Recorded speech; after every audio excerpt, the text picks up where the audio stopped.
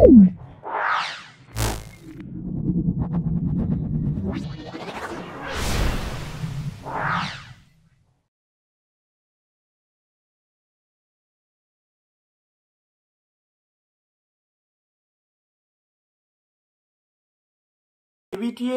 মাধ্যমিক test paper 2025-26।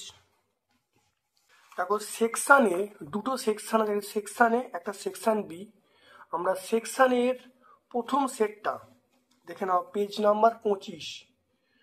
সেকশানে প্রথম সেট পেজ নাম্বার 25 থেকে শুরু হচ্ছে।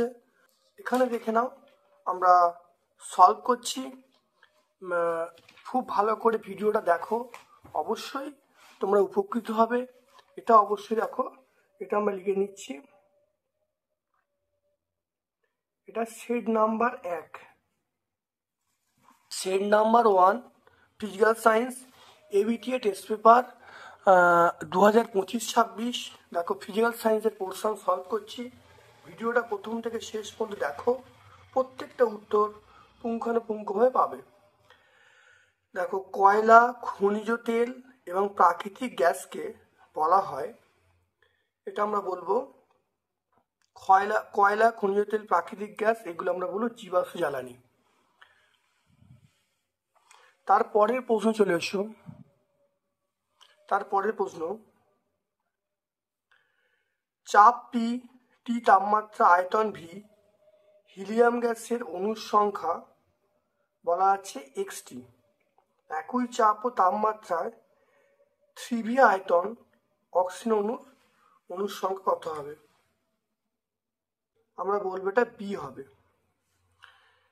দেখো, চাপ পি বলা আছে, তাপমাত্রা টি বলা আছে, আয়তন ভি বলা আছে, অণুর সংখ্যা এক্সটা বলা আছে।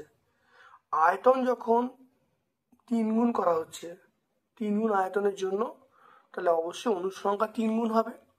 একই চাপ একই তাপমাত্রায় এখানে অণুর সংখ্যা এক্স হয়, একই তাপমাত্রা এবং একই চাপের জন্য, তাহলে আয়তন যদি 3 গুণ করা হয়, তাহলে অণুর সংখ্যা অবশ্যই কত হবে? 3 গুণ হয়ে যাবে। 4NH3 plus 2N2 plus 6H2 বিক্রিয়াতে NH3 এবং N2 আয়তন অনুপাত বার করতে বলছে। তাহলে এসটিপিতে NH3 ও N2 এর আয়তনের অনুপাত আমরা বলবো, খুব ভালো করে দেখে নাও। তাহলে NH3 বিক্রিয়া দেখো, এটা 4 বলা আছে, 4 আর 2, তাহলে দেখো অনুপাতটাকে 4:2 বলবো। 4:2 মানে 2:1। তাহলে আলোচ্য প্রশ্ন উত্তর আমরা পেয়ে যাব অপশান এ, পেয়ে যাবে অপশান এ। উষ্ণতা বৃদ্ধি করলে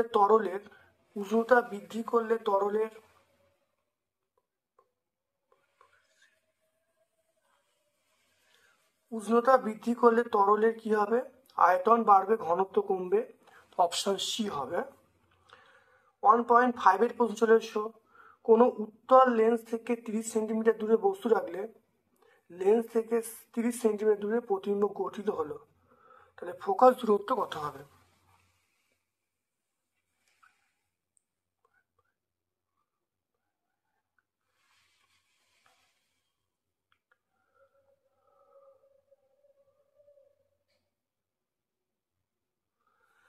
দেখে নাও, লেন্স থেকে 30 সেন্টিমিটার দূরে বস্তু রাখলে লেন্স থেকে 30 সেন্টিমিটার দূরে প্রতিবিম্ব তৈরি হলো, তাহলে ফোকাস দূরত্ব কত হবে?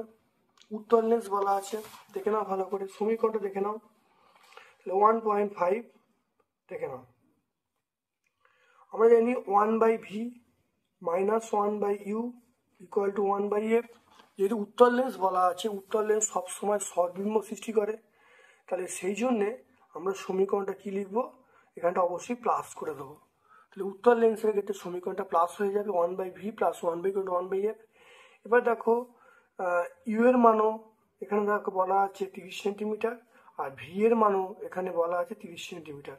তাহলে 1/30 প্লাস 1/30, এটা 1/f। এটা দেখো লসাগু, দেখো 30 লসাগু, তাহলে 1+1 এটা 1/f হয়ে গেল। তাহলে এখান থেকে দেখো 2/30 সমান আমরা বলবো 1/f। তাহলে 1/15 সমান 1/f। তাহলে f সমান আমরা পেয়ে যাব 15 সেন্টিমিটার। f সমান পেয়ে যাব 15 সেন্টিমিটার। দেখতে পাচ্ছ? তাহলে f এর মান আমরা পেয়ে যাব কত? 15 সেন্টিমিটার। দেখতে পেলে?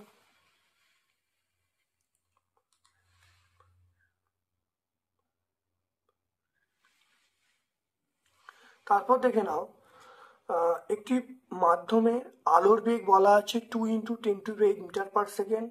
ওই মাধ্যমে প্রতিসরাঙ্ক কত? দেখে নাও 1.6। 1.6 দেখে নাও, আমরা জানি মিউ সমান c/v। সি মানে শূন্য মাধ্যম আলোর বেগ, শূন্য মাধ্যম আলোর বেগ আমরা জানি 3 × 10⁸। আর ভি মানে ওই মাধ্যম আলোর বেগ, ওই মাধ্যম আলোর বেগ তাকে বলা আছে 2 × 10⁸। তাই 2 × 10⁸ এটা কেটে গেল। তাহলে আমরা 3/2 বলবো। হ্যাঁ, তাহলে আলোচ্য প্রশ্ন উত্তর আমরা পেয়ে যাবো 3/2। তাহলে অপশান বি। তারপরে চলে এসো, দেখে নাও 1.7-এ 1.7 50 হার্জ এসি কম্পাঙ্কের অভিমুখ প্রতি সেকেন্ডে কতবার পরিবর্তিত হবে?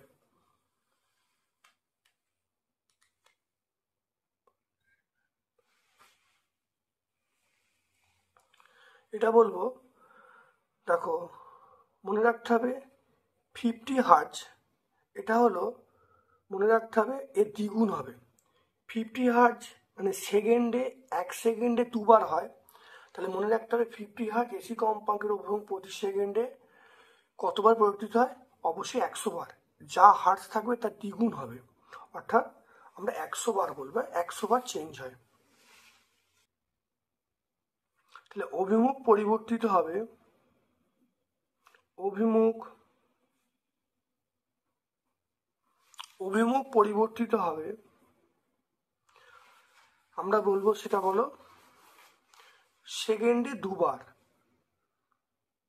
অভিমুখ পরিবর্তিত হবে। তাহলে কম্পাঙ্ক মানে কি? 1 সেকেন্ডে কম্পনের সংখ্যাকে কম্পাঙ্ক বলবো। তাহলে এটা হলো দেখো 2 বার। এসি মানে আমরা দেখো বলবো এইরকম একটা সিম্বল থাকে। তাহলে এখান থেকে দেখো একটা অর্থাৎ একটা পূর্ণ কম্পনের জন্য দেখো 2 বার, একটা পূর্ণ কম্পনের জন্য দেখো 2 বার পরিবর্তিত হচ্ছে। তাহলে একটা পূর্ণ কম্পনে 2 বার পরিবর্তিত হচ্ছে। তাহলে তাহলে অভিমুখ পরিবর্তিত 2/1/50। তাহলে আমরা বলবো 100 বার। তাহলে মনে রাখতে হবে একটা পূর্ণ কম্পনের জন্য কতবার পরিবর্তিত হচ্ছে? দেখো 2 বার পরিবর্তিত হচ্ছে। তাহলে একটা পূর্ণ কম্পনের জন্য 2 বার পরিবর্তিত হচ্ছে। এবারে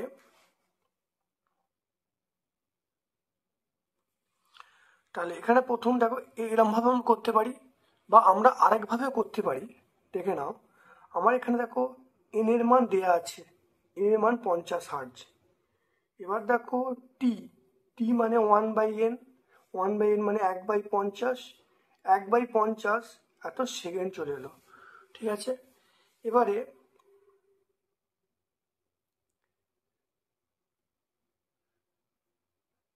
তাহলে 1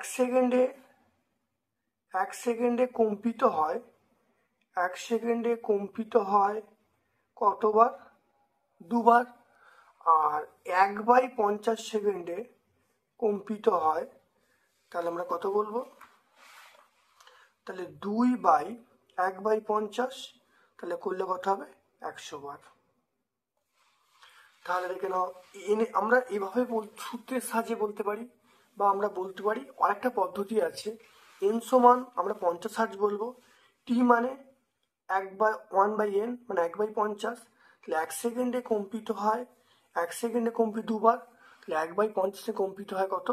1/50 সেকেন্ড কম্পিত হয়, তাহলে 2/1/50 মানে 100 বার পেয়ে যাবো। পয়েন্টটা দেখে নাও যে এই সার্কিটের তুল্য রোধ কত হবে। দেখে নাও তুল্য রোধ কত হবে 1.8-এ।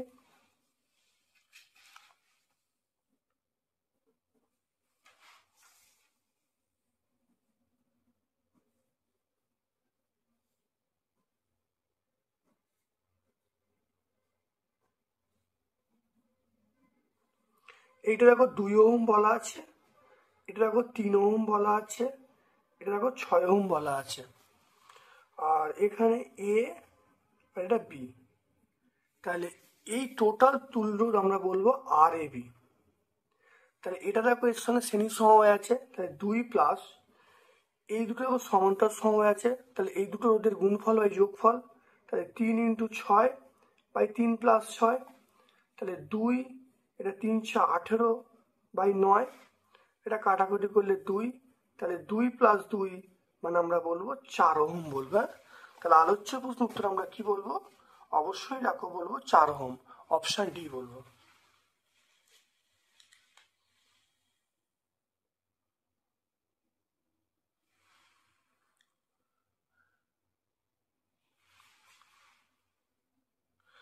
তারপরে প্রশ্ন চলে এসো, নিচের কোনটি জীবাশ্মের বয়স নির্ণয় করতে ব্যবহার করা হয়? এটা আমরা C14 বলবো, C14 আমরা ব্যবহার করব।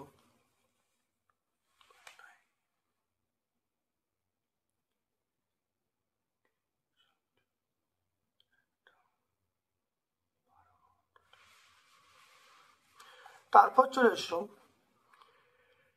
দেখো প্রদত্ত মৌলগুলির মধ্যে দুর্বল বিচারক এখানে বলা আছে দেখো বলা আছে লিথিয়াম, বলা আছে পটাশিয়াম, বলা আছে রুবিনিয়াম এবং সোডিয়াম। দুর্বল বিচারক আমরা বলবো এর মধ্যে যেটা হবে সেটা সোডিয়াম বলবে, সোডিয়ামটা হলো দুর্বল বিচারক।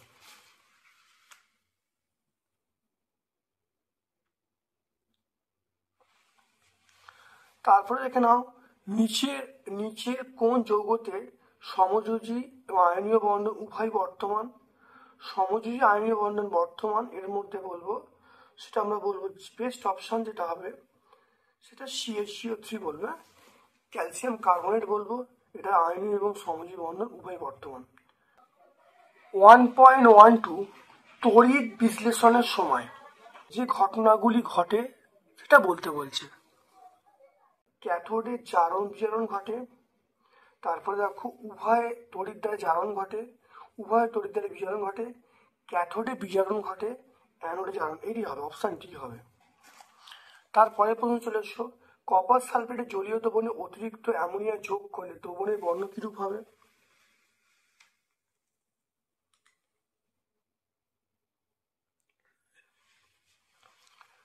এটা আমরা বলবো গাঢ় নীল হবে, গাঢ় নীল হবে। তীব্র ইলেকট্রোপজিটিভ ধাতু নিষ্কাশনে ব্যবহার করা হয়,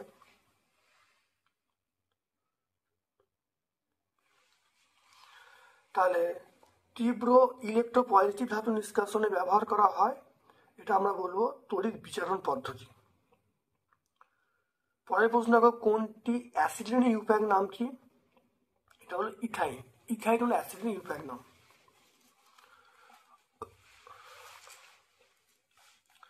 তারপর দেখো, বায়ুমণ্ডলে কোন স্তরে মেরুজ্যোতি দেখা যায়?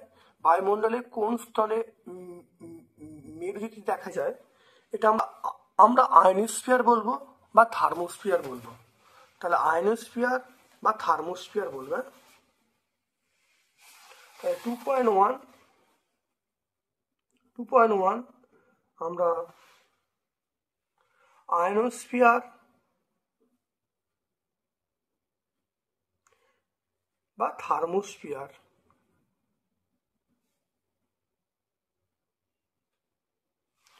যে কোনো একটা বলবো। বায়ুমণ্ডলে কোন স্তর টেলিযোগাযোগ ক্ষেত্রে অপরিহার্য?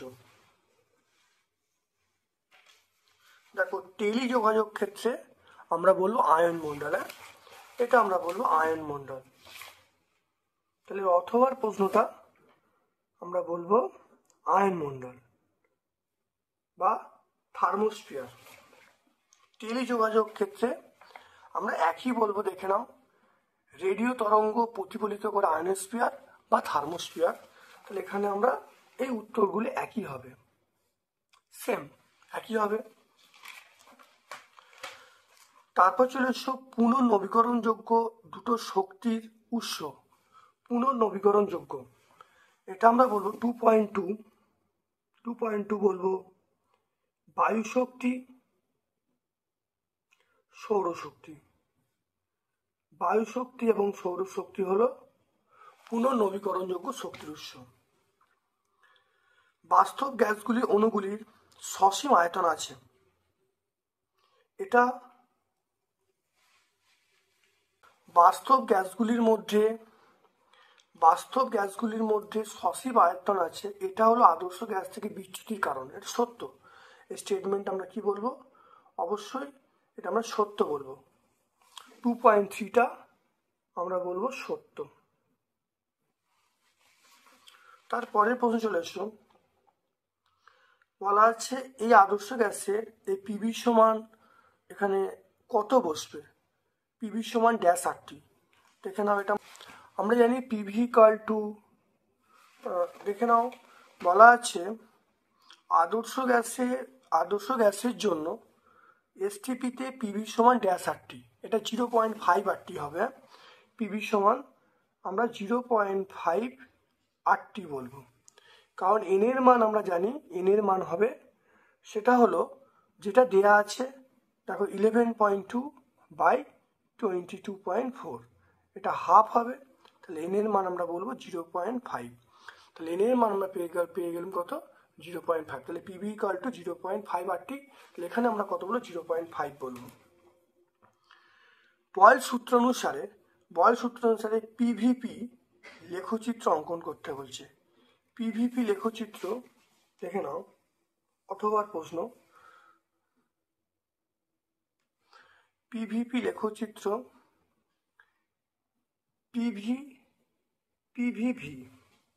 পিভিভি লেখচিত্র এক্স অক্ষের সমান্তরাল। এক্স অক্ষ বলতে আমরা বলবো আয়তন অক্ষের সমান্তরাল। তাহলে ছবিটা আঁকলে হবে। তাহলে আমরা বলবো এক্স অক্ষে ভি, ওয়াই অক্ষে পিভি স্থাপন করলে ভি অক্ষের সমান্তরাল লেখচিত্র পাওয়া যাবে। তারপর দেখো তাপের সুপরিবাহী তরল পদার্থের নাম।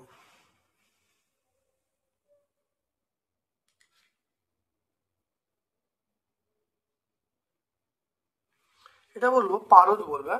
তাপের সুপরিবাহী একটা পদার্থের নাম। আমরা 2.5-এ চলে আসছি। 2.5-এ এটা আমরা বলবো পারদ। তাপের সুপরিবাহী একটা পদার্থের নাম আমরা বলবো পারদ। এক ব্যক্তি বহুতল বাড়ির পূর্ণাঙ্গ প্রতিবিম্ব ছোট দর্শন দেখতে চায়, তিনি কোন ধরনের দর্পণ ব্যবহার করবেন?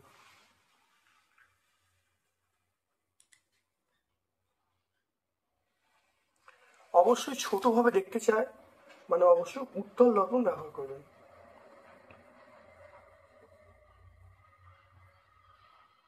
তাহলে উত্তল দর্পণ ব্যবহার করবেন। অথবা প্রশ্ন, অবতল দর্পণে প্রধান অক্ষের সমান্তরাল রশ্মির কিরূপ প্রতিফলন ঘটে? দেখে নাও, অবতল দর্পণে প্রধান অক্ষের সমান্তরাল রশ্মি দেখো এ বিন্দু যাচ্ছে, তাহলে আমরা বলবো যে ফোকাস বিন্দুতে মিলিত হচ্ছে, তাহলে অভিসারী হয়। তাহলে আলোক রশ্মিটা কি হচ্ছে? অভিসারীতে পরিণত হচ্ছে।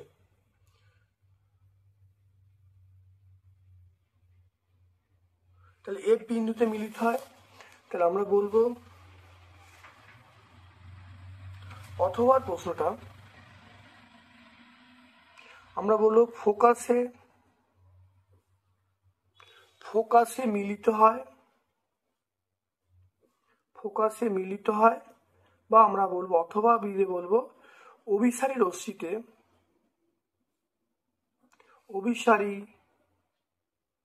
রশ্মিতে পরিণত হয়। তাহলে যে কোনো একটা ভাষা বলে দেবো, এফে ফোকাসে মিলিত হয় বা অভিসারী রশ্মিতে পরিণত হয়। পরের প্রশ্ন চলে এসো। সাদা বর্ণের বিশুদ্ধ বর্ণালী প্রান্তিক বর্ণগুলো কি কি? প্রান্তিক বর্ণগুলো আমরা বলবো একটা লাল বলবো আর একটা বেগুনি বলবো। লাল এবং বেগুনি, তাই লাল এবং বেগুনি আমরা বলবো। তারপরে প্রশ্ন চলে এসো। আর্টিন তার সর্বদা ভূসংলগ্ন থাকে কারণ তার পৃথিবী বিভব 0 হয়। তাহলে 2.8-এ আমরা বলবো পৃথিবী বিভব 0 ভোল্ট হয়। পৃথিবী বিভব কি বলবো? 0 ভোল্ট হয়।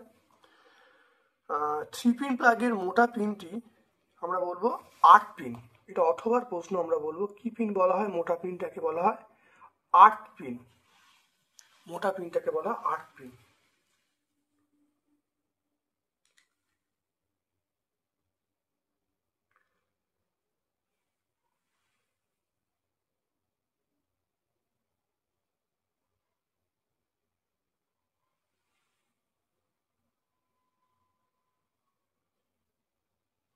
আর্থ পিন বলতে পারি, বা বাংলায় যদি বলি তাহলে ভূমি পিন, তাহলে ভূমি পিনও বলতে পারি। আর্থ পিন বা ভূমি পিন আমরা বলতে পারি। তারপরে প্রশ্ন চলে এসো, দেখো ফ্লেমিংয়ের, দেখে নাও ফ্লেমিংয়ের বামহস্ত নিয়ম অনুসারে চুম্বক ক্ষেত্র এবং তড়িৎ ক্ষেত্রের মধ্যবর্তী কোণ কত হবে? এটা 90 ডিগ্রি হবে। তাহলে আমরা বলবো 90 ডিগ্রি। চুম্বক ক্ষেত্র তড়িৎ ক্ষেত্রের মধ্যবর্তী কোণ 90 ডিগ্রি হবে। তেজস্ক্র রশ্মি পরমাণু কোথা থেকে নিঃসৃত হয়? নিউক্লিয়াস থেকে। আমরা বলবো নিউক্লিয়াস থেকে। তেজস্ক্র রশ্মি পরমাণু আমরা বলবো নিউক্লিয়াস থেকে নির্গত হয়। তারপর দেখো অ্যানোড মাঠে উপস্থিত দুটো দামি ধাতুর নাম কি?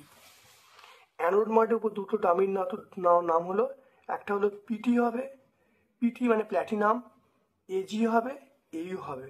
অর্থাৎ প্ল্যাটিনাম, রূপো, সোনা, অর্থাৎ পিটি এজি ইউ। তারপর দেখে নাও 2.12, কোনো বস্তুতে সোনার প্রলেপ দিতে হলে তড়িৎ বিশ্লেষণ কি ব্যবহার করবে? সোনার প্রলেপ দিতে হলে আমরা পটাশিয়াম অরোসায়ানাইড ব্যবহার করব।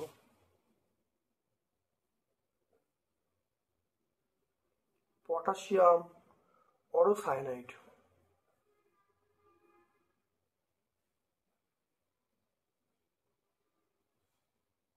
পটাশিয়াম অরোসায়ানাইড আমরা ব্যবহার করব, পটাশিয়াম অরোসায়ানাইড। তারপর দেখে নাও চামচের উপর সিলভারের প্রলেপ দিতে হলে অ্যানোড কোনটা? তাহলে অ্যানোড মানে যার ওপর প্রলেপ দেবো সেটা ক্যাথোড। তাহলে সিলভারের প্রলেপ দেবো, তাহলে সিলভারটা হলো অ্যানোড। তাহলে আমরা অ্যানোড কি বলবো? পিতলের চামচ সিলভারের প্রলেপ, তাহলে বিশুদ্ধ সিলভারটা হলো, তাহলে অথবাটা, তাহলে অ্যানোড হিসেবে আমরা বলবো বিশুদ্ধ সিলভার। বিশুদ্ধ সিলভার, তাহলে বিশুদ্ধ সিলভার হবে, আমরা বলবো অ্যানোড হিসেবে কাজ করবে। ম্যাগনেসিয়াম অক্সাইড হলো Luis dot. Magnesium oxide Luis dot, দেখো এমজি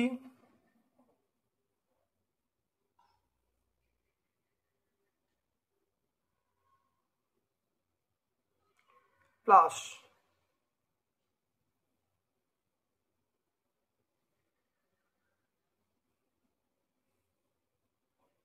দেখে নাও এরকম ভাবে আঁকবে।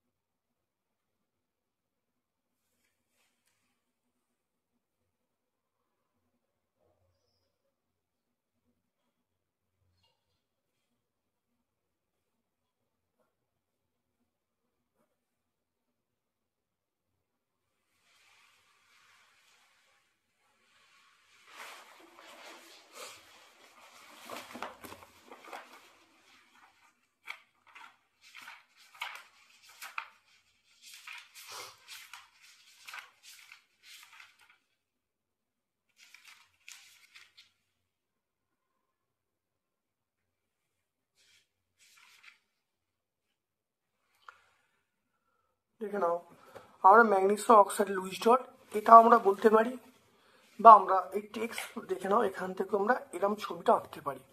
ম্যাগনেসিয়াম অক্সাইড লুইস ডট দেখতে পাচ্ছ।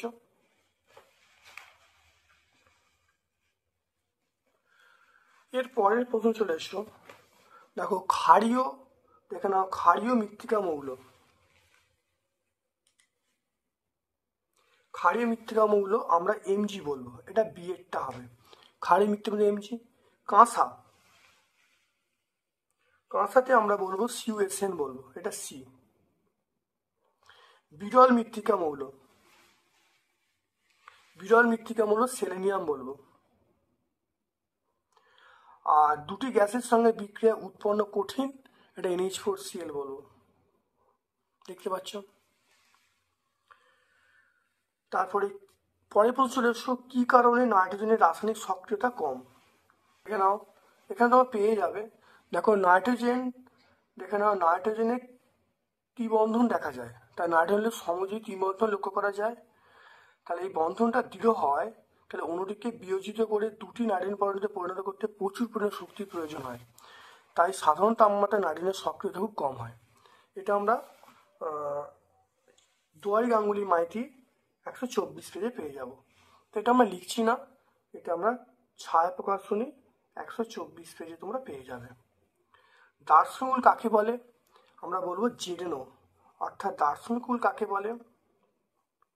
আমরা বলবো, দেখে নাও 2.16 অর্থাৎ জিঙ্ককে যদি বায়ুতে পোড়ানো হয় তাহলে সাদা বর্ণের পদার্থ উৎপন্ন হয়। সেই সাদা বর্ণের পদার্থ কি বলা হয়? দার্শনিকের উল। তাহলে এটা কি বলা হয়? দার্শনিকের উল। তাহলে জিঙ্ককে বায়ুতে পোড়ালে সাদা বর্ণের একটা পদার্থ পাওয়া যায়, এই পদার্থটা হলো সাদা, এই বর্ণটা হলো সাদা, সাদা বর্ণের পদার্থ জিঙ্ক অক্সাইড পাওয়া যায়। এই জিঙ্ক অক্সাইড কি আমরা বলবো দার্শনিকের উল। তারপর দেখো ম্যাগনেটাইট কোন ধাতুর আকরিক?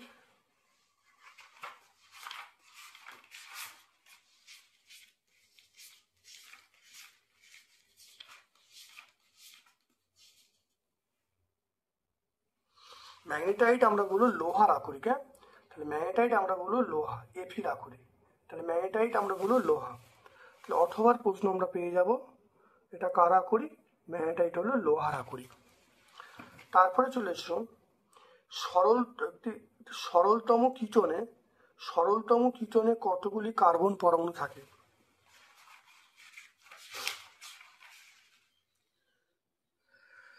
দেখো সরলতম কিটোন, এটা হলো সরলতম কিটোন। দেখো কার্বন দেখো 3টে আছে।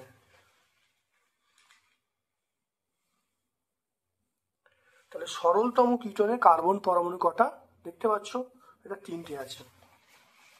তাহলে আমরা বলবো 3টে। 2.17 এর উত্তরটা আমরা বলবো 3টি। তারপরে দেখে নাও 2-মিথাইল প্রোপিনের সংকেত কি? অথবা প্রশ্ন 2-মিথাইল প্রোপিন। 2-মিথাইল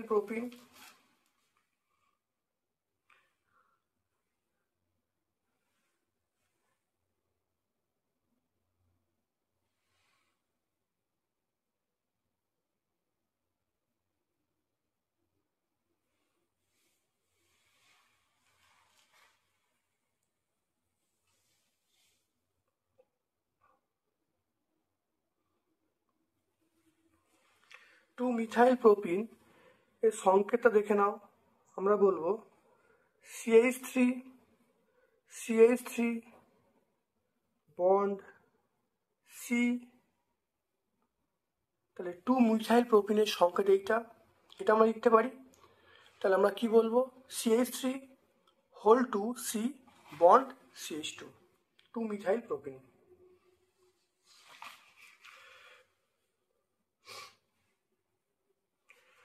দেখো মিথেন, দেখে নাও মিথেন ইথিলিন অ্যাসিটিলিন কে তাদের বন্ধন কোণের বৃদ্ধি অনুসারে সাজাতে বলছে।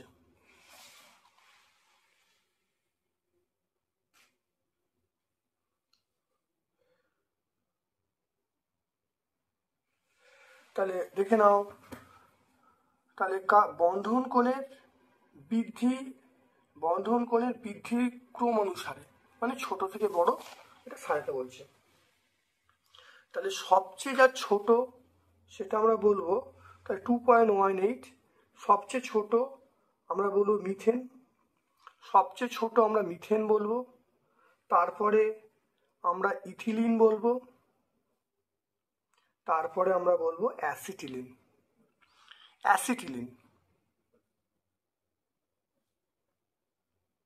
প্রথমে মিথেন, তারপর ইথিলিন, তারপর অ্যাসিটিলিন।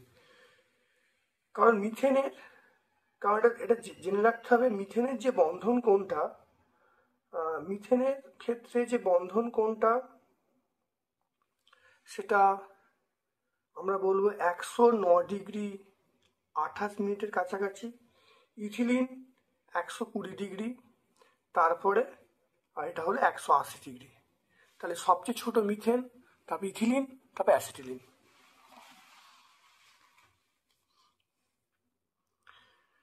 তারপরে চলে এসো বিভাগ গয়ের প্রশ্নে। দেখো জীবাশ্ম জ্বালানি সংরক্ষণের প্রয়োজনীয়তা। জীবাশ্ম জ্বালানি সংরক্ষণের প্রয়োজনীয়তা দেখে নাও।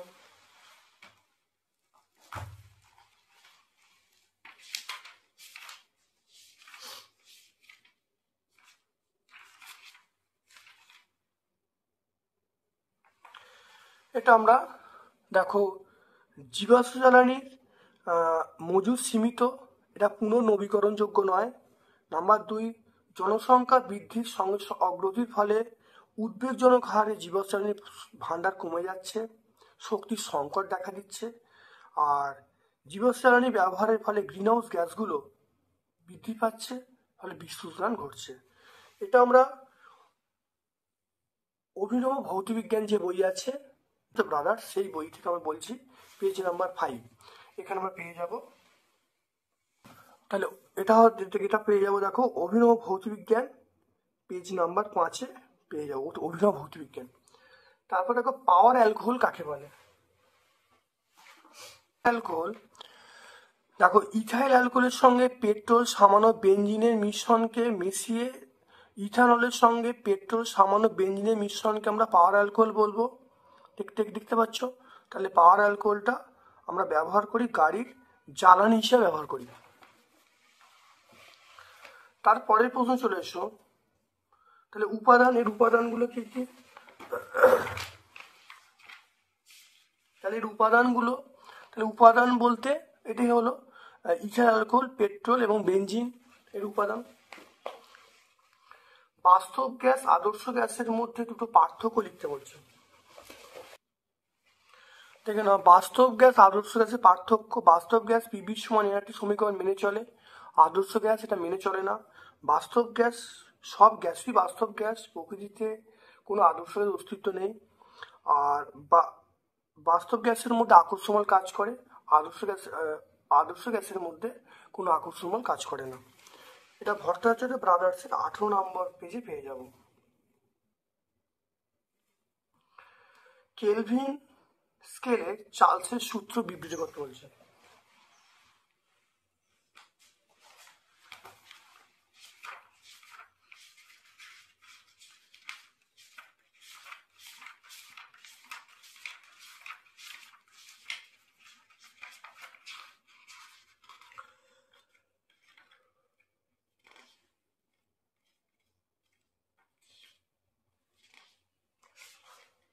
দেখে নাও,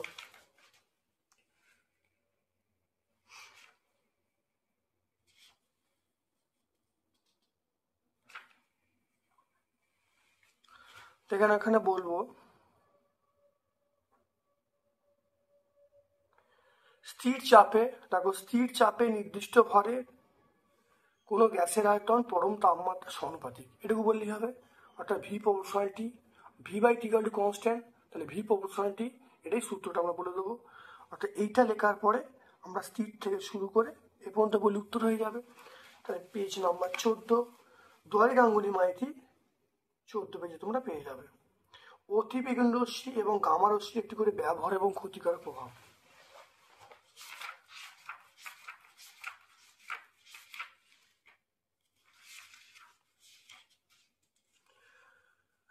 দেখে নাও, অতিবেগুনি রশ্মির ব্যবহার দেখে নাও জীবাণুনাশক হিসাবে, গামা রশ্মির ব্যবহার রেডিওথেরাপিতে। ও অতিবেগুনি রশ্মি দেখো বেশি পরিমাণ হলে অন্ধত্ব হয়ে যাবে, গামা রশ্মি জীবন্ত কোষকে নষ্ট করে দেবে। দেখতে পাচ্ছ, এটা আমরা দুয়ারে গাঙ্গুলি মাইতে 58 পেজে পেয়ে যাব।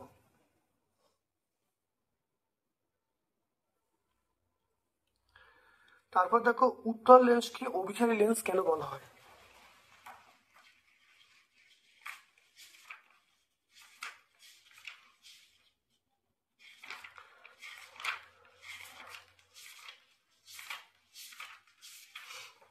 দেখো এই প্রধান অক্ষ করতে শুরু করে এই পর্যন্ত বলবো, এই ছবিটা এঁকে দেবো।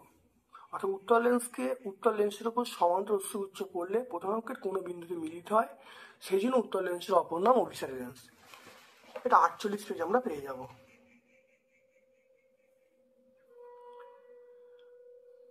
তারপরে দেখো একটি বাড়িতে, দেখে নাও, একটি বাড়িতে 10টি 40 ওয়াটের বাতি, 5টি 80 ওয়াটের পাখা এবং একটি 80 ওয়াট টিভি 6 ঘন্টা ধরে চলছে। 30 দিনে ব্যয়িত বিদ্যুৎ শক্তির পরিমাণ বার করতে বলছে। দেখে নাও কিভাবে হবে।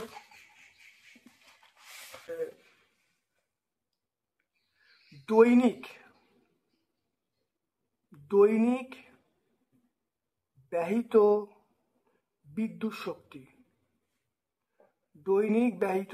শক্তি আমরা বলবো ওয়াট ঘন্টা বাই হাজার বলবো।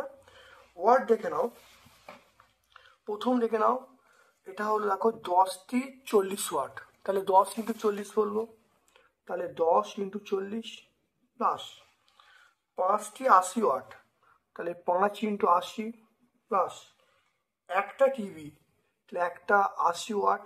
দেখে নাও ভালো করে, তাহলে এটার সঙ্গে এটা গুণ করা হলো, এটার সঙ্গে এটা গুণ করা হলো, এটার সঙ্গে এটা গুণ করা হলো। প্রতিদিন দেখো দৈনিক 6 ঘন্টা করে চলছে, তাহলে ইন্টু 6 পেয়ে গেলাম। এটা করলে দেখো কত আসছে, দেখো এটা গুণ করলে 400, এটাও গুণ করলে 50 400, এটা দেখো 80 বাই আমরা কত বলবো 1000 বলবো। এককটা আমরা বলবো কিলোওয়াট আওয়ার, যেহেতু আমরা হাজার দিয়ে ভাগ করেছি এককটা হবে কিলোওয়াট আওয়ার। তাহলে যোগ করলে আমরা বলবো 880 বাই 1000 ইন্টু 6। এটা ক্যালকুলেশন করলে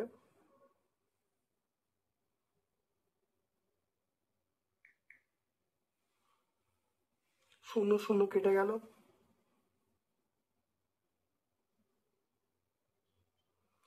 এটা গুণ করলে দেখো 528 হবে, 528 বাই 100, 528 বাই 100 মানে আমরা বলবো 5.28 কিলোওয়াট আওয়ার, মানে বিওটি বলবো।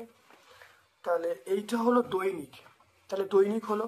এবার 30 দিনে কত হবে, 30 দিনে ব্যয়িত বিদ্যুৎ শক্তি, তাহলে এইটা যা বেরিয়েছে 5.28, তার সঙ্গে 30 গুণ করলে বিওটি পেয়ে যাব।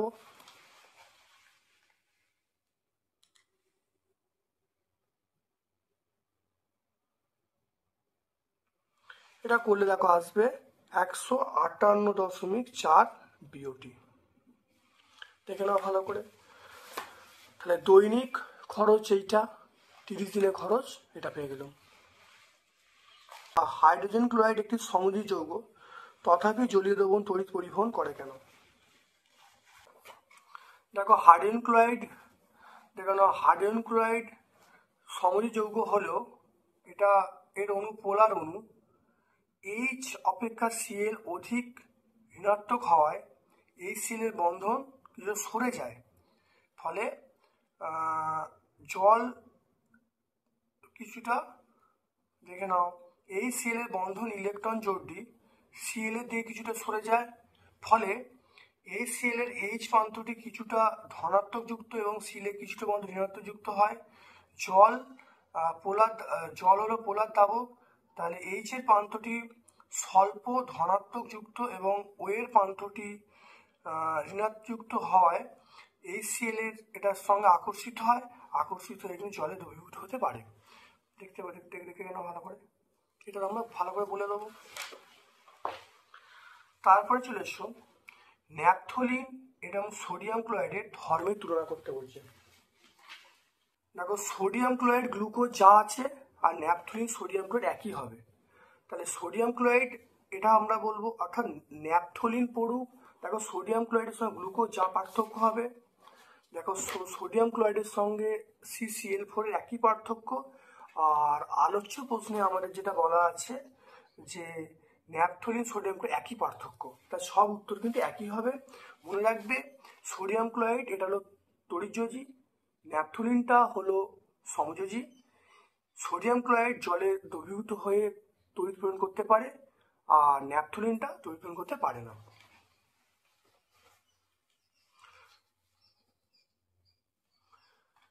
তারপর দেখে নাও দুটি মৌল আছে এ ও বি, দুটি মৌল আছে এ এবং বি, যাদের পরমাণু ক্রমাঙ্ক বলা আছে 17-19, কোন ধরনের যৌগ গঠন করবে ব্যাখ্যা করতে বলছে। উত্তরটা দেখো পেয়ে যাবো, দেখে নাও। আমরা দেখে নাও এই প্রশ্নের উত্তরটা দেখে নাও, একই উত্তর আছে, দেখে নাও। আমরা এটি ভাঙি, তাহলে দেখো 19টাকে ভাঙলে 2, 8, 8, 1, তারপর 17টাকে ভাঙলে 2, 8, 2, 8, 7। তাহলে এই যৌগটা যে তৈরি হবে, যৌগটা অবশ্যই তড়িৎ যৌগ তৈরি হবে, কারণ ইলেকট্রন আদান প্রদানের মাধ্যমে গ্রুপ সৃষ্টি হবে। দেখতে পাচ্ছ, এটা আমরা পেয়ে যাব। তারপরে দেখে নাও রাসায়নিক বিক্রিয়া উল্লেখ করে দেখাও যে অ্যামোনিয়াতে হাইড্রোজেন আছে।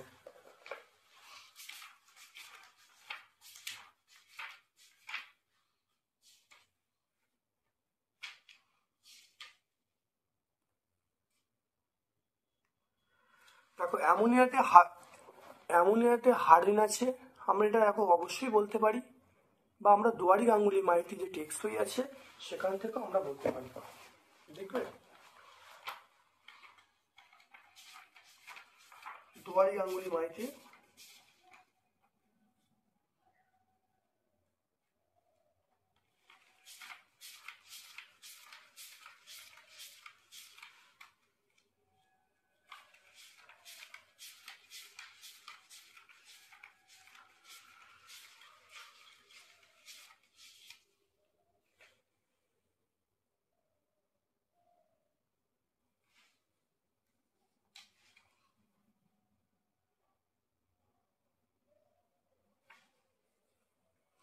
দেখে নাও, আমরা এখান থেকেও বলতে পারি।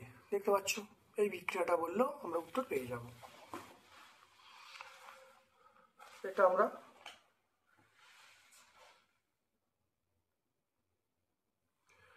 তারপর দেখো রূপোর তৈরি জিনিস পুরানো হলে কালো হয়ে যায় কেন?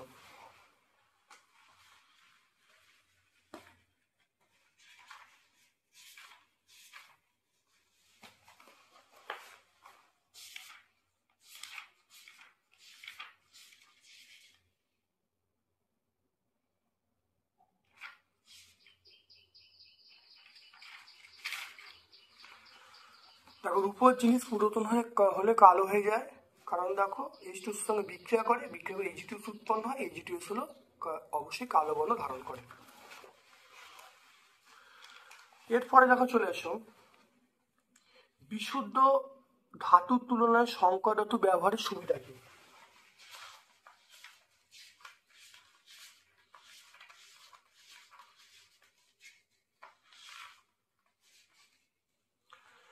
দেখো 1 নম্বর হলো যে কাঠিন্য বেশি হবে, নমনীয়তা হবে, সম্পর্ক সহনশীলতা হবে, ঘনত্ব বেশি হবে, জলবায়ু আবহাওয়াতে রক্ষা করতে পারবে।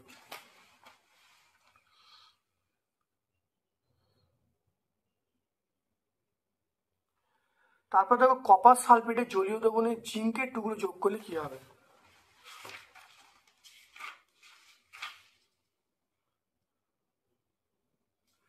দেখো কপার সালফেটে জলীয় দ্রবণে জিঙ্কের টুকরো যোগ করলে জেডিনোসোপর এবং সি উৎপন্ন হবে। দেখতে পাচ্ছ, তাহলে কপার সালফেট করা আছে আর ওটা জিঙ্ক করে দেবে।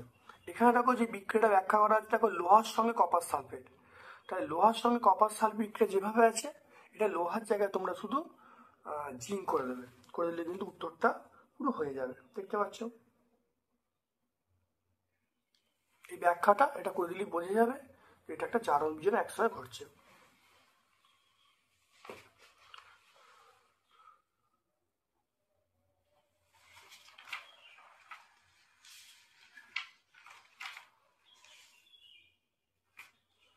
তারপরের প্রশ্ন চলে এসো কার্যকরী, দেখো কার্যকরী মূলক কাকে বলে উদাহরণ দিতে বলেছে।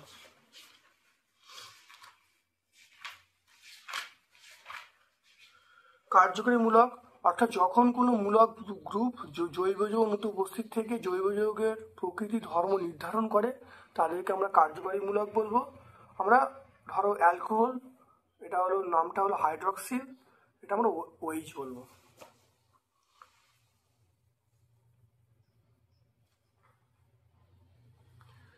C3H6O এর সমবয়বগুলির নাম ও গঠন সংখ্যা লিখতে বলছে।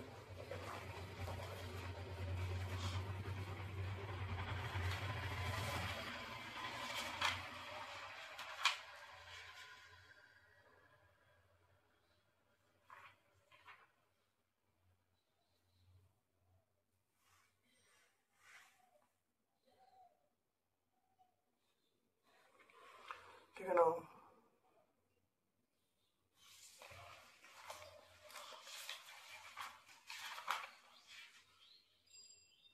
এটা C2, এটা C3 নয়, C2H6O এটা হবে, দেখে নাও ভালো করে। এটা হলো একটা হলো ইথাইল অ্যালকোহল হবে, আর একটা ডাইমিথাইল ইথার হবে, দেখতে পাচ্ছ? এটা 140 পেজে পেয়ে যাবো। এরপর চলে এসো বিভাগ ঘয়ের প্রশ্নে। পরম শূন্য উষ্ণতা আদর্শ গ্যাসের চাপ কত? পরম শূন্য উষ্ণতা আদর্শ গ্যাসের চাপ আমরা আয়তনও শূন্য, চাপও শূন্য, তাহলে আমরা শূন্য বলবো।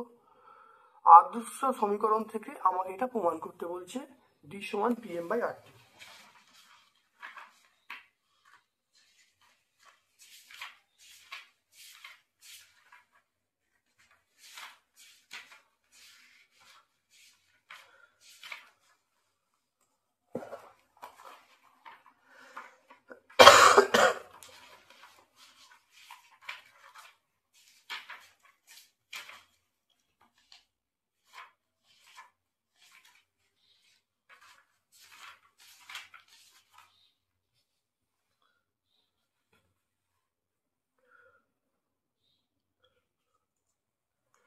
দেখো এইটা দেখে নাও, এটা দেখো না আদর্শ সমীকরণ, PV=NRT, এটা আমরা জানি, PV=NRT সমীকরণ জানি। এবার এখানে দেখে নাও N মানে W/M, তাহলে PV সমান W/RT, তাহলে M সমান WRT/PV। W/M মানে আমরা বলবো PM/RT, এই W/M মানে D মানে গ্যাসের ঘনত্ব, তাহলে PM/RT, তাহলে গ্যাসের ঘনত্ব D সমান PM/RT পেয়ে গেল। তারপরের প্রশ্ন চলে এসো, ক্যালসিয়াম ফসফেটে ফসফরাসের শতকরা পরিমাণ বার করতে বলছে। 4.2 ক্যালসিয়াম ফসফেটের সংকেত আমরা বলবো C3PO4(2). এর যে আণবিক ভর দেখে নাও, তাহলে C3x100 প্লাস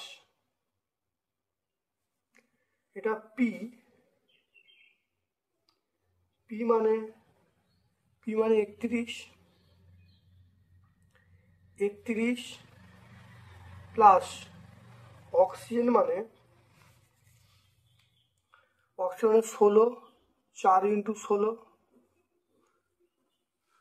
হলো।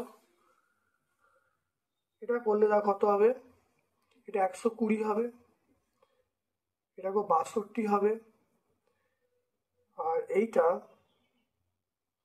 গুণ করলে 128 হবে।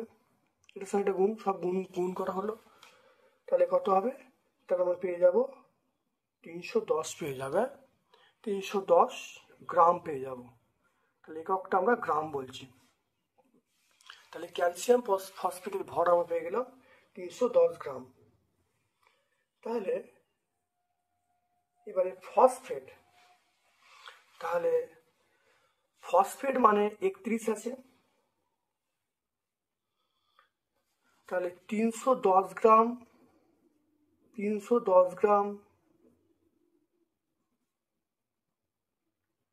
ক্যালসিয়াম ফসফেটে, 310 গ্রাম ক্যালসিয়াম ফসফেটে ফসফরাস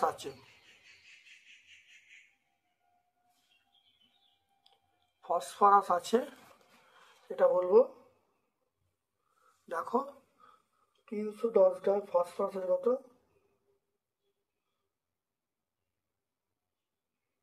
এখানে কত হয় দেখো, এখানে দুটো P2 মানে 62 গ্রাম। কেন 62? তাকে 31কে 2 দিয়ে গুণ করলে আমরা কত পাবো? 62। তাহলে 1 গ্রাম ক্যালসিয়াম ফস 1 গ্রাম ক্যালসিয়াম ফসফেটে ফসফরাস আছে, তাহলে 62/310 আর 100 গ্রামে পেয়ে যাব। তাহলে 62 × 100/310, এটা কাটাকাটি করলাম, এটা 20, তাহলে 20 গ্রাম।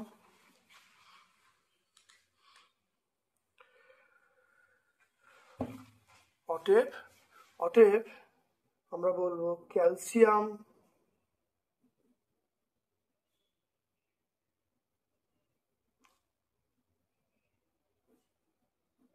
ক্যালসিয়াম ফসফেটে ফসফরাস আছে, সেটা কত বলবো? 20%, শতকরা বলেছে, তাই 20%। দেখে নাও ভালো করে, অঙ্কটা পুরো সলভ করে দিলাম, খুব ভালো করে প্র্যাকটিস করবেন।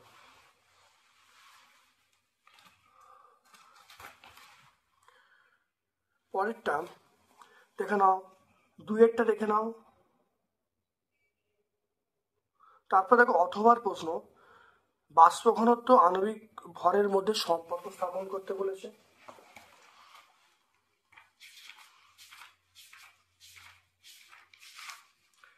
আচ্ছা, এই সম্পর্কটা দেখে নাও, এই সম্পর্কটা m=2d প্রমাণটা করলেই হবে। এটা আমরা 23 পেজে পাবো।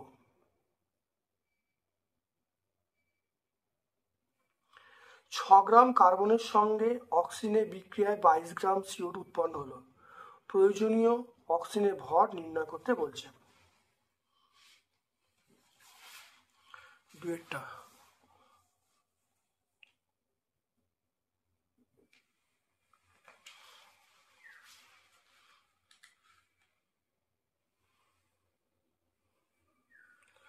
তাহলে C+O2 আমরা বলবো CO2,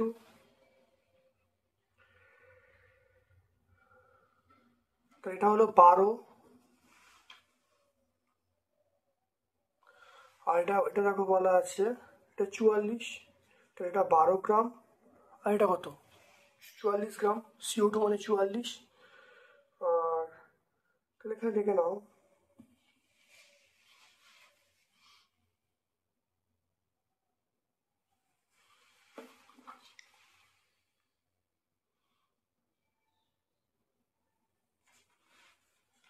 তাহলে 44 গ্রাম CO2 উৎপন্ন করতে 44 গ্রাম CO2 উৎপন্ন করতে অক্সিজেন লাগে, এটা বলবো কত?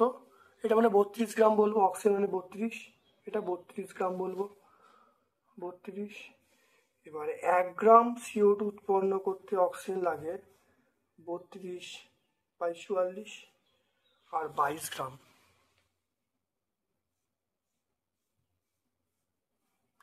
তাহলে 32 × 22/44, এটা কাটাকুটি করলে 2, এটা 16, তাহলে এটা কাটাকুটি করলে কত হবে? 16 হবে। খুব ভালো করে দেখে নাও, 16 গ্রাম দেখে নাও ভালো করে। তারপরে প্রশ্ন চলে এসো, তাপীয় রোধ কাকে বলে, এর রাশিমালা প্রতিষ্ঠা করো।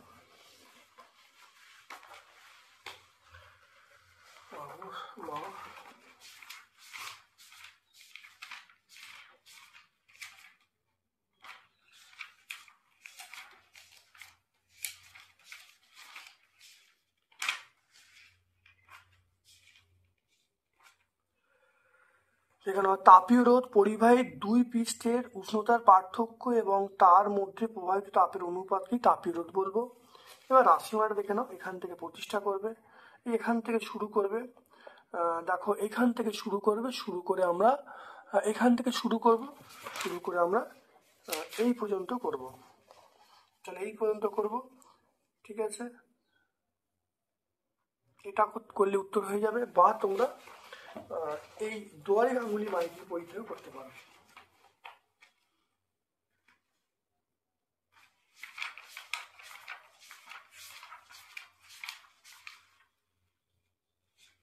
তোমরা এখানটাও করতে পারো, মনে করতে শুরু করে এই পর্যন্ত করতে পারো, করলে উত্তরটা সবটা হয়ে যাবে। আটটি বলে তাপীয়, মানে এই যে ডি বাই কে, এটা হলো তাপীয় রোধের সমীকরণ। তোমরা এটাও করতে পারো, যদি মনে করো ওটা সুবিধা ওটা করবে, তাহলে এই বই থেকে করবে। দেখো সমীকরণ সংজ্ঞা সব একসঙ্গে সবটাই দেওয়া আছে। তারপরে প্রশ্ন চলে এসো,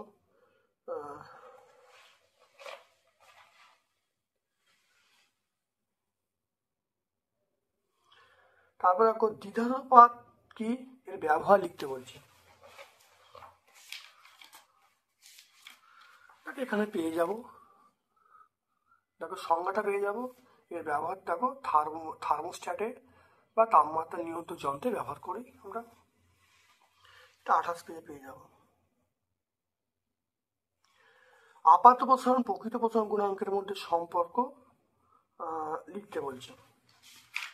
দেখো গামা আর সমান গামা এ প্লাস গামা জি, এটা হলো প্রকৃত প্রসারণ গুণাঙ্ক সমান আপাত প্রসারণ গুণাঙ্ক প্লাস পাত্রী প্রসারণ গুণাঙ্ক।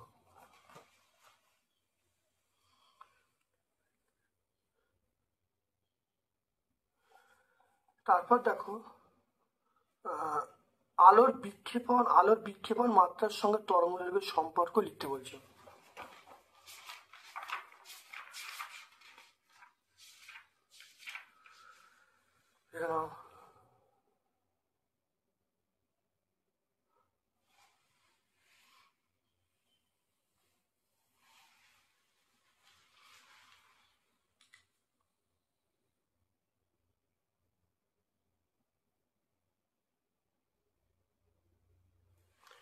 আমরা বিক্ষেপণ মাত্রা বলতে এই তীব্রতা, বিক্ষেপণ মাত্রা বলতে তীব্রতা, দেখে নাও তীব্রতা এবং তরঙ্গদৈর্ঘ্য পরস্পর চতুর্থ ঘাতের ব্যস্তানুপাতিক হয়, এটা বললেই হবে।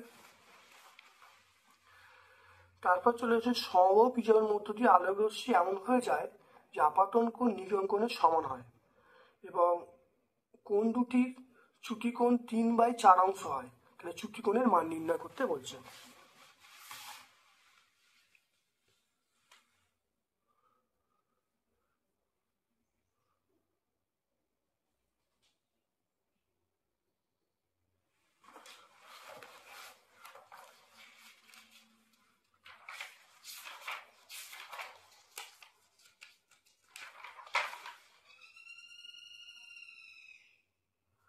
দেখে নাও, আমরা জানি, দেখো I1 সমান I2, কোশ্চেনে বলা আছে নির্গম কোণ আপাতন কোণ সমান এবং চ্যুতি কোণে 3/4, তাহলে 3/4 ডেল্টা, তাহলে এটা হলো আপাতন কোণ, এটা আপাতন কোণ, এটা নির্গম কোণ, আর ডেল্টা মানে চ্যুতি কোণ। তারপর লেখা আছে সমবাহু ত্রিভুজ বলা আছে, তাহলে এর মান 60 ডিগ্রি, ডেল্টা সমান I1 প্লাস I2 মাইনাস এ, এটা বলা, এটা আমি জানি। প্রত্যেকটা মানগুলো বসিয়ে দেওয়া হলো।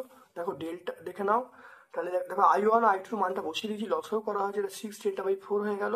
তাহলে দেখো 60 সমান 6, এটা 6 ডেল্টা, 6 ডেল্টা বাই 4 মাইনাস এটা এদিকে হলো ডেল্টা, তাহলে দেখো লসও করা হলো। তাহলে 60 ডিগ্রি সমান 2 ডেল্টা বাই 4, এটা 2 কাটলে 2, তা এটা 4-এর সঙ্গে 2 কাটলে 2 হবে, তা ডেল্টা সমান 2 × 60 মানে 120 ডিগ্রি, তাহলে চ্যুতি কোণের মান পেয়ে গেলাম 120 ডিগ্রি।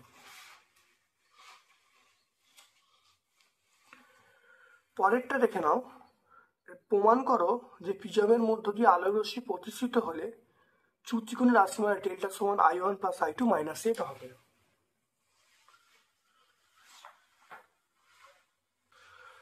তাহলে দেখে নাও, একটু বুঝে নাও, এটা খুব ভালো ইম্পর্টেন্ট প্রমাণ আছে।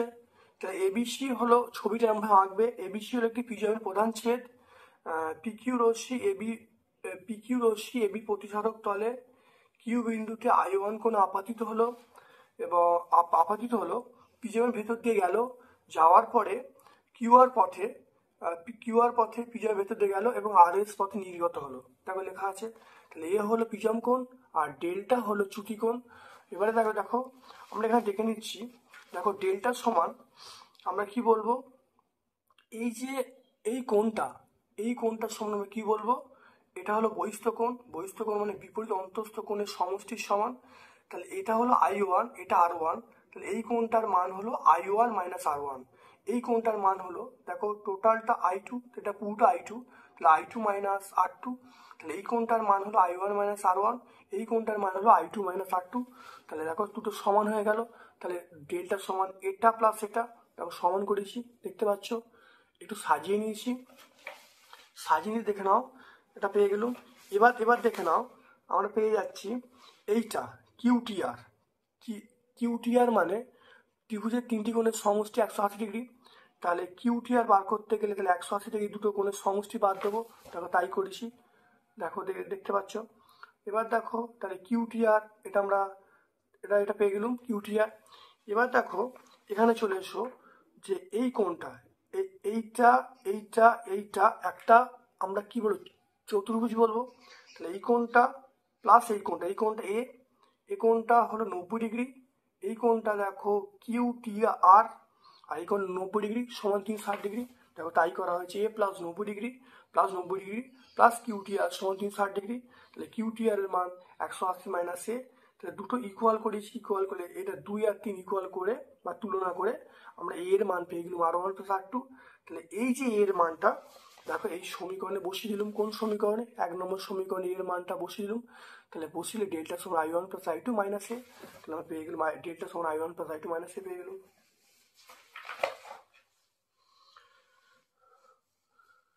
এরপর চলে এসো 4.5 এর প্রশ্ন চলে এসো, চোখের হর্ষদৃষ্টি বলতে কি বোঝো, প্রতিকার কিভাবে করা হয় এবং কোন ধরনের লেন্স আমরা ব্যবহার করব।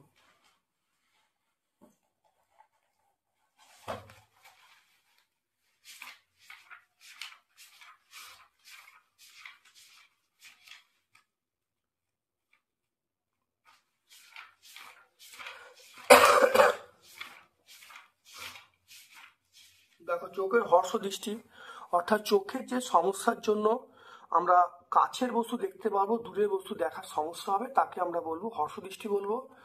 এটার কারণটা হলো রশ্মিগোলকের আকারটা বড় হয়ে যায়, আর প্রতিকারের জন্য আমরা অবতল লেন্সযুক্ত চশমা ব্যবহার করব।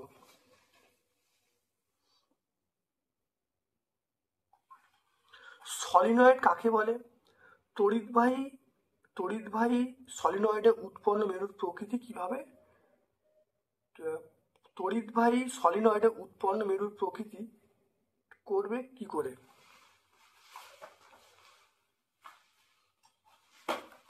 এটির সঙ্গে এখানে পেয়ে যাবে একটি দীর্ঘ অন্তরিত তারকে, এটি চোঙের ঘন সন্নিবিষ্ট একটি দীর্ঘ অন্তরিত তারকে একটি চোঙের গায়ে ঘন সন্নিবিষ্টভাবে জড়িয়ে যে কুণ্ডলী তৈরি করা হয় এবং প্রত্যেকটির মধ্য দিয়ে অক্ষের লম্বভাবে থাকে, তাকে আমরা সলিনয়েড বলবো।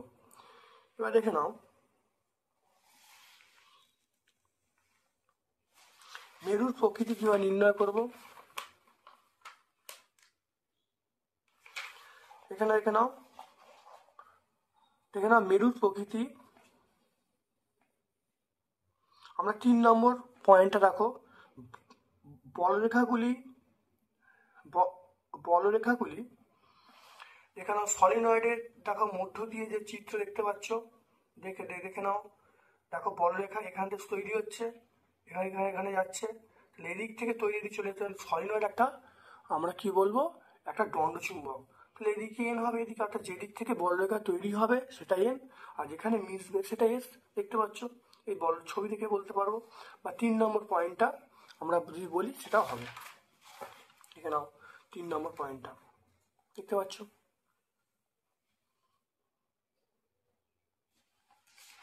তাহলে উত্তরটা পেলে, এটা আমরা ভট্টাচার্য ব্রাদার্স অর্থাৎ অভিনব ভৌতবিজ্ঞান, এটা আমরা 75 পেজে পাবো।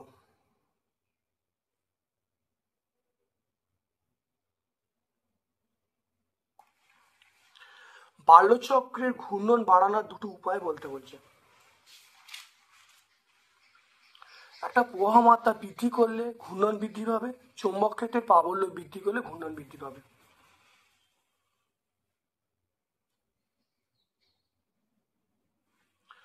ডায়নামোতে কোন শক্তি রূপান্তরিত হয়, ডায়নামোতে আমরা বলবো যান্ত্রিক শক্তি তড়িৎ রূপান্তর, যান্ত্রিক শক্তি তড়িৎ শক্তি রূপান্তরিত হয়।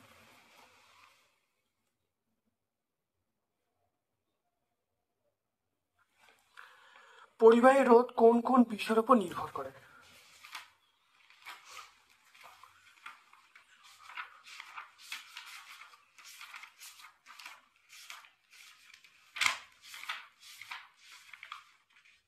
দেখো, পরিবাহী রোধ নির্ভর করে দৈর্ঘ্যের উপরে আর ক্ষেত্রফলের উপর নির্ভর করে, দুটো বলে দেবে। অর্থাৎ যখন প্রস্থচ্ছেদ ধ্রুবক থাকবে পরিবাহী রোধ তাহলে দৈর্ঘ্যের সঙ্গে সমানুপাতে পরিবর্তিত হয়, আর যখন দৈর্ঘ্য ধ্রুবক থাকবে তখন ব্যস্ত অনুপাতে পরিবর্তিত হয় প্রস্থচ্ছেদের সঙ্গে রোধটা। দেখতে পেলে?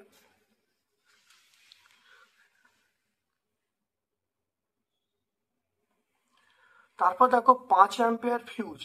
5 অ্যাম্পিয়ার ফিউজ তার বলতে কি বোঝো? দেখো, 5 অ্যাম্পিয়ার ফিউজ অর্থ হলো ওই ফিউজের মধ্য দিয়ে সর্বাধিক 5 অ্যাম্পিয়ার তড়িৎ যেতে পারবে, ওর বেশি গেলে ফিউজটা গলে যাবে। দেখতে পাচ্ছ? এই 1 নম্বর পয়েন্টটা বললে চলে আসবে।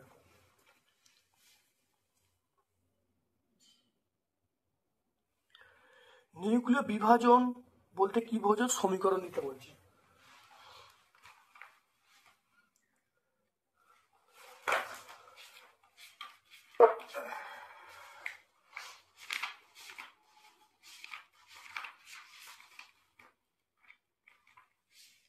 নিউক্লিয় বিভাজন কাকে বলে? দেখো, সমীকরণটা দিয়ে দেবে, দিলে হয়ে যাবে।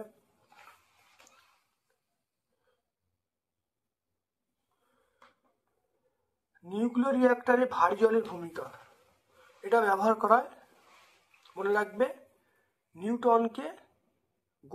নিউটনকে গতি হ্রাস করার জন্য।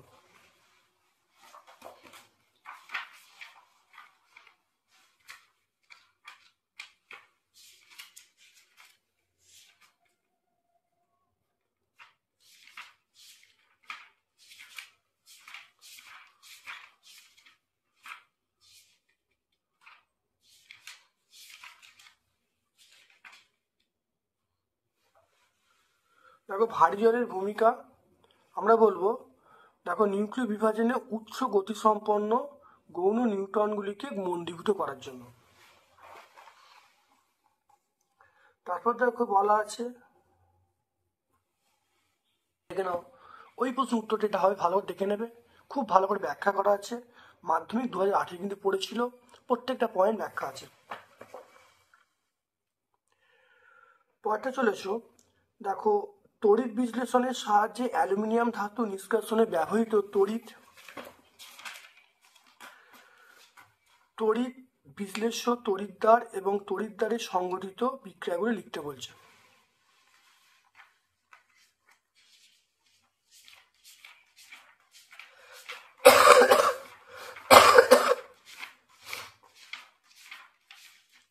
দেখো, অ্যালুমিনিয়াম নিষ্কাশন, এখানে সবটা তোমরা বলে দিলে পুরো উত্তরটা হয়ে যাবে। এখান থেকে এই পর্যন্ত যদি বলে দাও সবটা উত্তর হয়ে যাবে। এখানে পার্ট দেখো সব আছে, সব কিছু এখানে পেয়ে যাবে। এটা পেজ নাম্বার 115 আমরা পেয়ে যাব। কপারে তড়িৎ বিশোধনের ক্ষেত্রে ব্যবহৃত তড়িৎদ্বার তড়িৎ বিশ্লেষ্য বিক্রিয়া লিখতে বলছে। দেখো, এখানেও দেখো আমরা পেয়ে যাব,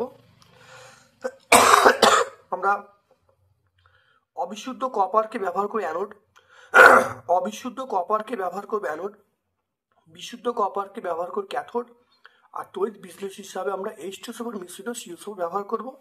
অ্যানোড ক্যাথোডের বিক্রিয়া আমরা পেয়ে যাব। এটা আমরা 116 পেজে পেয়ে যাব। স্পর্শ পদ্ধতিতে SO2 থেকে SO3 উৎপাদনের শর্ত লিখতে বলছে, এবং SO3 কে কিভাবে H2 তৈরি করা যায় দেখে নাও। অর্থাৎ এক কথায় বললে স্পর্শ পদ্ধতিটা পুরোটাই লিখতে বলছে।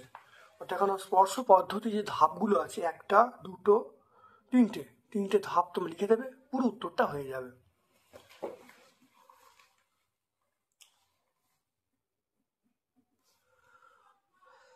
পরের প্রশ্নটাকে চলে আসছি, HCl প্রস্তুতিতে HNO3 ব্যবহার করা হয় না কেন? HCl প্রস্তুতিতে H2SO4 পরিবর্তে HNO3 ব্যবহার করা হয় না, কারণ HNO3 হলো তীব্র অ্যাসিড, সেই তীব্র অ্যাসিড হওয়ার জন্য HCl এর সঙ্গে HNO3 বিক্রিয়া করে NaCl প্লাস জাইমান ক্লোরিন এবং তার সঙ্গে জল উৎপন্ন হবে। সেই জন্য HCl প্রস্তুতিতে আমরা HNO3 ব্যবহার করতে পারি না। দেখে নাও ভালো করে। NO2 গ্যাসকে জলে শোষণ করানো হলে কি কি অ্যাসিড উৎপন্ন হয়? মনে রাখতে হবে NO2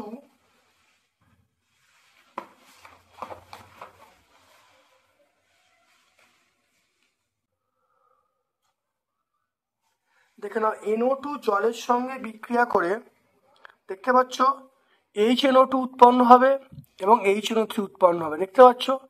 তাহলে নাইট্রিক অক্সাইড, নাইট্রিক অ্যাসিড এবং নাইট্রাস অ্যাসিড অর্থাৎ দুটো জিনিস উৎপন্ন, অর্থাৎ HNO2 এবং HNO3 এই দুটো উৎপন্ন হবে।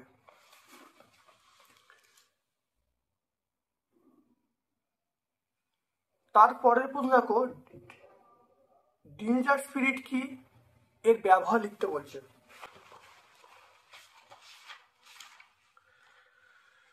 দেখো 95.6% ইথানল এবং 4.4% জলের মিশ্রণকে রেক্টিভেট স্পিড বলবো।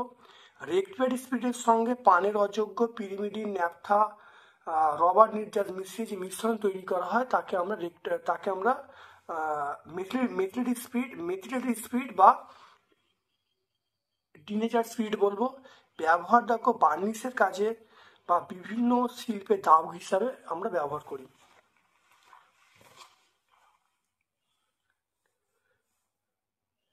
এটা হলো অভিনব ভৌতবিজ্ঞান, 47 পেজে তোমরা পেয়ে যাবে। এটা 147 পেজ, অভিনব ভৌতবিজ্ঞান 147 পেজে পেয়ে যাবে।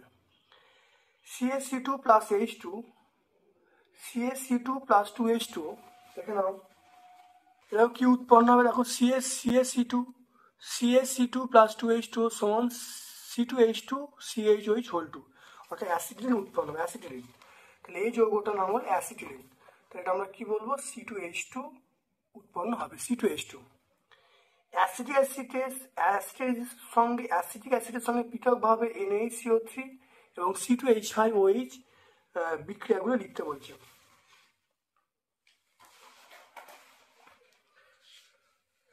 দেখো না, অ্যাসিটিক অ্যাসিডের সঙ্গে দেখো অ্যাসিডে দেখো CH3COOH, তার সঙ্গে দেখো NaCO3, দেখো CH3COONA plus CO2 plus H2O। আর তারপরে দেখো এই অ্যাসিডের সঙ্গে দেখো C2H5OH অর্থাৎ ইথাইল অ্যালকোহল বিক্রিয়া করলে দেখো CH3COO CH2 CH3 এবং তার সঙ্গে জল উৎপন্ন হচ্ছে। অর্থাৎ পরপর দুটো বিক্রিয়া লিখে দেবো, তার সঙ্গে ভাষাটা লিখে দেবো। এটা হলো দুয়ারি গাঙ্গুলি মাইতি 147 পেজে পেয়ে যাব।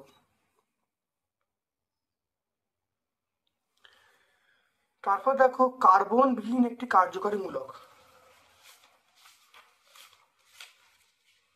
দেখো কার্বন বিহীন একটা কার্যকরী মূলক।